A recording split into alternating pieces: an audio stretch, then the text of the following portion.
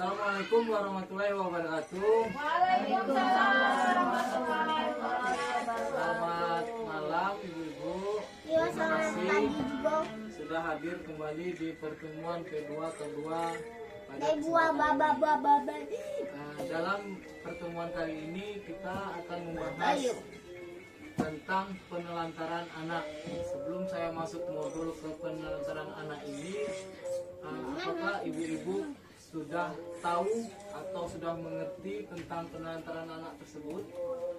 Baru sedikit mengerti lah. Baiklah ibu-ibu, di sini saya coba hadirkan sebuah cerita pendek yang mungkin kita akan bacakan sama-sama atau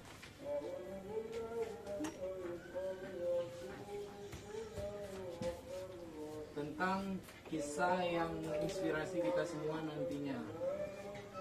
Ini kisah tentang Taspirin, bocah 12 tahun yang harus menghidupi ketiga adiknya.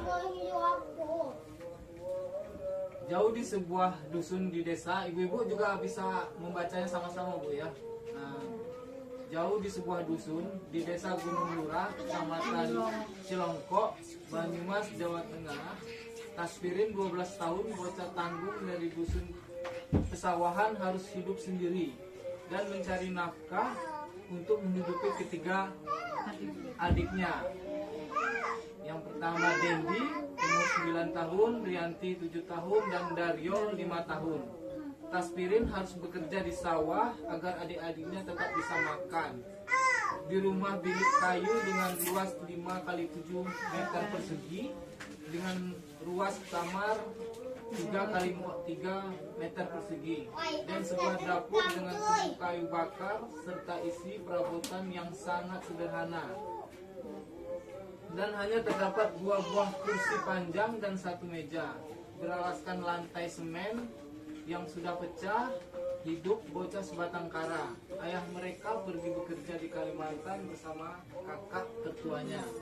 Sementara ibunya meninggal akibat tertimbun longsor saat sedang mencari pasir 1 tahun lalu. Kini bocah tersebut harus hidup sebatang kara dan tidur dalam satu kamar dengan kasur dan bantal yang sudah tampak lusuh. Dengan ditutupi matras, ketiga adiknya sangat mengandalkan kakak kedua mereka. Taspirin yang setiap harinya harus bekerja di sawah dengan mencangkul, membersihkan sisa padi serta menanam padi bersama warga desa pada saat masa tanam. Ibu sudah meninggal dan bapak bekerja di Kalimantan bersama kakak Tasripin.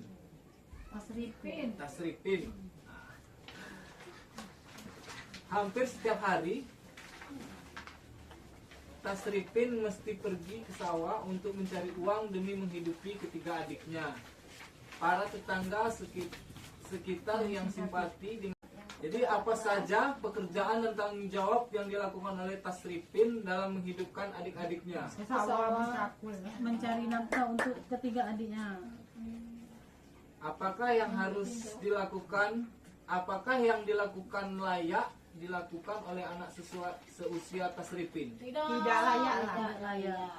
Apa yang seharusnya dilakukan oleh ayah, kerabat Tasripin dan adik-adiknya? Membantu. Dari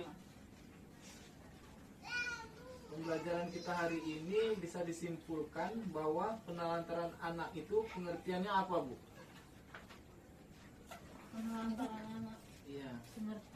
Pengertian penelantaran anak. Orang tua yang tidak bertanggung jawab. Orang tua tidak bertanggung jawab. Iya. Orang tua tidak bertanggung jawab. Jadi penelantaran anak itu bisa disimpulkan tidak dilakukannya kewajiban dan tanggung jawab orang tua Nafkah dalam memenuhi kebutuhan dasar anak, baik fisik, psikis, rohani maupun sosial. Jadi sebenarnya penelantaran anak ini pun tertuang dalam pasal Undang-Undang Nomor 4 1979.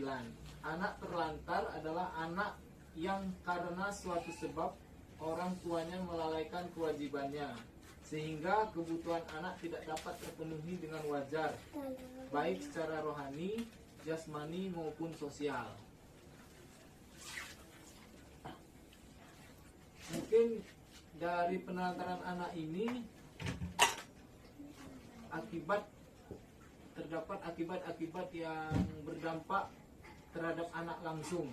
Kira-kira yang ibu ketahui akibat penelantaran anak ini apa, Bu? Putus sekolah.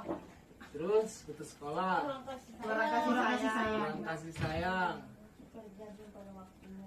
bekerja belum pada waktunya, Dewasa sebelum umur. dewasa sebelum umur. Oke, berarti ibu-ibu sudah cukup mengerti, Bu, ya, paham. Untuk mencegah terjadinya penelantaran anak ini, kira-kira apa yang harus kita lakukan sebagai orang tua? Bertanggung jawab atas kebutuhan anak-anak. Memberi kasih sayang, Kasih sayang, pendidikan. pendidikan. Iya, pendidikan. Cara mencegah penelantaran anak ini meliputi memenuhi kebutuhan dasar anak berupa kasih sayang, sandang, pangan, dan papan, meluangkan waktu untuk bersama dengan anak, berbagi tugas dalam mengasuh anak, mendidik anak tentang apa yang boleh dan tidak boleh dilakukan, memperhatikan pergaulan anak, memperhatikan perkembangan anak, menitipkan anak